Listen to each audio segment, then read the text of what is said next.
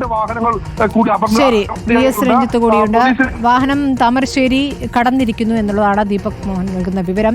PS Ranjith ഇപ്പോൾ സമൂഹ മാധ്യമങ്ങളുടെ സ്ഥിരമായി ഇത്തരം വഷളൻ പ്രയോഗങ്ങൾ അഭിമുഖത്തിലൂടെ നൽകാറുണ്ട്. അതുകൂടാതെ ഉദ്ഘാടന പരിപാടികൾ ഇത്തരം പ്രയോഗങ്ങൾക്കുള്ള ഒരു വേദിയാക്കി തന്നെ ബോബി ചെമ്മണ്ണൂർ മാറ്റിയിട്ടുണ്ടായിരുന്നു. അതുവഴി ഉണ്ടാകുന്ന വലിയ ഒരു പിന്തുണ ബോബി ചെമ്മണ്ണൂറിന് ഉണ്ടായിട്ടുണ്ട് എന്നുള്ളതും ഞെട്ടിക്കുന്ന വസ്തുതയാണ്. ഇപ്പോൾ അതിനൊരു തടയിടാൻ അല്ലെങ്കിൽ ഇതൊരു മാതൃകയായി ഇതിന് തുടർച്ചയുണ്ടാകാതിരിക്കാനുള്ളൊരു സാഹചര്യം ഒരുക്കിയിരിക്കുന്നു ഹണി റോസ് എന്ന് കൂടി കാണണ്ടേ?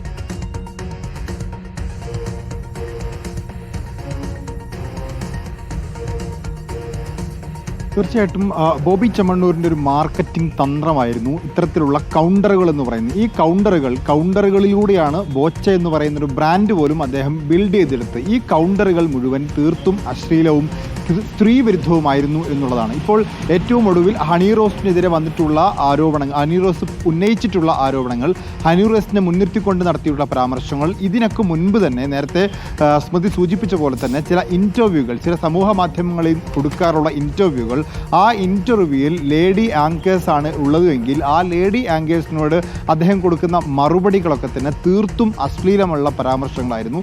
സ്വാഭാവികമായിട്ടും അവിടെ സ്ത്രീത്വത്തെ ചോദ്യം ചെയ്യുന്നതായിരുന്നു. അത്തരം പരാമർശങ്ങളൊക്കെ കൂടുതൽ എൻ്റർടൈൻ ചെയ്യപ്പെടുകയും മാർക്കറ്റിംഗ് തന്ത്രമായി മാറുകയും ഇപ്പോൾ സമൂഹ മാധ്യമങ്ങളിലെ വൈറൽ കണ്ടന്റുകളായി മാറുകയും ചെയ്യുമ്പോൾ അതൊരു മാർക്കറ്റിംഗ് തന്ത്രമായി മാറുകയും ഒരു ബ്രാൻഡ് ബിൽഡിംഗ് തന്ത്രമായി മാറുകയും ചെയ്തതോടുകൂടിയാണ് ബോച്ചെ നിരന്തരമായി ഇത്തരം അശ്ലീല കമൻറ്റുകളും സ്ത്രീത്വത്തെ അപമാനിക്കുന്ന കമൻറ്റുകളുമൊക്കെ അദ്ദേഹത്തിൻ്റെ പരിപാടികളിലും പ്രസംഗങ്ങളിലും ഇൻ്റർവ്യൂകളിലുമൊക്കെ നിരന്തരം ഉപയോഗിക്കാൻ തുടങ്ങിയത്. അത് ഏറ്റവും ഒടുവിൽ ഹണി റോസിനെ പല ഘട്ടങ്ങളിലും ഉദ്ഘാടകയായി കൊണ്ടുവരികയും ആ ഉദ്ഘാടകയായി കൊണ്ടുവരുന്ന സമയത്ത് അദ്ദേഹം നടത്തുന്ന പരാമർശങ്ങൾ, അദ്ദേഹം നടത്തുന്ന കമൻറ്റുകളൊക്കെ തന്നെ വളരെ കൃത്യമായി സോഷ്യൽ മീഡിയയിൽ അദ്ദേഹത്തിൻ്റെ ടീം അത് ബ്രാൻഡ് ബിൽഡിങ്ങിന് വേണ്ടി, മാർക്കറ്റിങ്ങിന് വേണ്ടി ഉപയോഗിക്കുകയും ചെയ്തു. അങ്ങനെ മാർക്കറ്റിങ്ങിന് വേണ്ടി ഉപയോഗിക്കുമ്പോൾ സമൂഹ മാധ്യമങ്ങളിൽ നടത്തിയിട്ടുള്ള പരാമർശങ്ങൾ തീർത്തും അശ്ലീലവും സ്ത്രീത്വത്തെ അപമാനിക്കുന്നതുമാണെന്ന് ശ്രദ്ധയിൽപ്പെട്ടതോടുകൂടിയാണ് ഹണി റോസ് ഇപ്പോൾ പരാതി കൊടുക്കുന്നു. വളരെ കൃത്യമായി പോലീസ് അതിൻ്റെ അന്വേഷണവും കേസുമായി മുന്നോട്ട് പോകുന്നു. ഇപ്പോൾ ബോബി ചെമ്മണ്ണൂരിനെ അറസ്റ്റ് ചെയ്യുകയും ചെയ്യുന്നു. അത് കൃത്യമായൊരു സന്ദേശമാണ്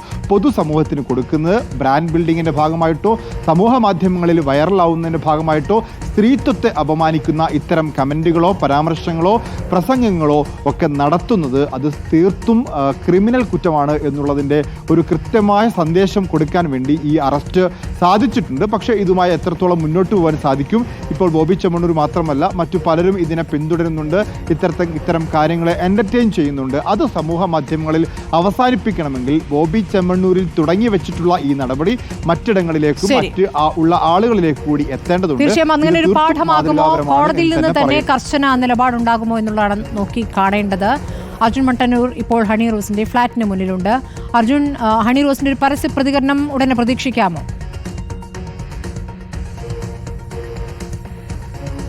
സ്മൃതി, ഈ ഘട്ടത്തിൽ ഇത്തരത്തിൽ ക്യാമറകൾക്ക് മുമ്പിൽ പരസ്യമായി പ്രതികരിക്കാൻ താനില്ല, ഫോണിലൂടെ മാത്രം പ്രതികരണം മതി എന്നാണ് നിയമോപദേശം ലഭിച്ചിരിക്കുന്നത് എന്നാണ് ഹണി റോസ് പറയുന്നത്. എന്തായാലും പക്ഷേ ഇതിൽ അടുത്ത ദിവസങ്ങളിൽ ഹണി റോസിന്റെ പ്രതികരണം ഉണ്ടാകും എന്ന് നമ്മൾ പ്രതീക്ഷിക്കുന്നുണ്ട്. മാത്രവുമല്ല, അവർ വലിയ സന്തോഷം ഇതിൽ രേഖപ്പെടുത്തുന്നുണ്ട്. പരാതി നൽകി മണിക്കൂറുകൾക്കുള്ളിൽ തന്നെ പോലീസ് അതിൽ കേസെടുക്കുന്നു. അതിനുശേഷം മണിക്കൂറുകൾക്കുള്ളിൽ ബോബി ചെമ്മണ്ണൂരിനെ കസ്റ്റഡിയിലെടുക്കുന്നു. സ്വാഭാവികമായും ഇത്രയും വലിയ ഒരു വ്യവസായി കൂടിയായ ബോബി ചെമ്മണ്ണൂരിനെ സ്വാഭാവികമായും നിയമപരമായി പ്രതിരോധിക്കാനുള്ള സമയം ലഭിക്കേണ്ടതാണ്. പക്ഷെ അത്തരത്തിൽ പോലീസ് അതിന് ഇട നൽകിയിട്ടില്ല. മുൻകൂർ ജാമ്യം തേടാനോ അത്തരത്തിൽ ഒളിവിൽ പോകാനോ ബോബി ചെമ്മണ്ണൂർ കഴിഞ്ഞിട്ടില്ല എന്നുള്ളതാണ് ഏറ്റവും പ്രധാനപ്പെട്ട കാര്യം. എന്തായാലും ഇപ്പോൾ ബോബി ചെമ്മണ്ണൂരുമായുള്ള പോലീസ് വാഹനം അത് ഏതാണ്ട് താമരശ്ശേരി പിന്നിട്ട് മുക്കത്തെത്തി എന്നാണ് നമ്മൾ മനസ്സിലാക്കുന്നത്. മുക്കം, അരീക്കോട്, മഞ്ചേരി, പെരിന്തൽമണ്ണ വഴി നേരെ തൃശ്ശൂരിലേക്കും അതിനുശേഷം വൈകിട്ട് 6 മണിക്കോ 7 മണിയോടുകൂടി പരമാവധി 7 മണിയോടുകൂടി അത് കൊച്ചിയിലെത്തും.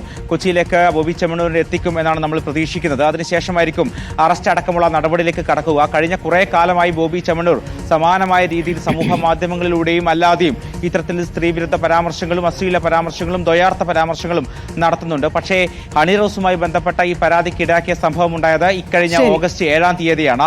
കണ്ണൂർ ആലക്കോട് ബോബി ചെമ്മണ്ണൂരിന്റെ ജ്വല്ലറിയുടെ ഉദ്ഘാടനത്തിന്റെ ഭാഗമായി അങ്ങോട്ടേക്ക് ക്ഷണിക്കുകയും അതിന് ഹണി റോസ് പങ്കെടുക്കുകയും ചെയ്തു. അവിടെ വെച്ചാണ് ഇത്തരത്തിൽ ദ്വയാർത്ഥ പ്രയോഗം അടക്കം നടത്തിയത്.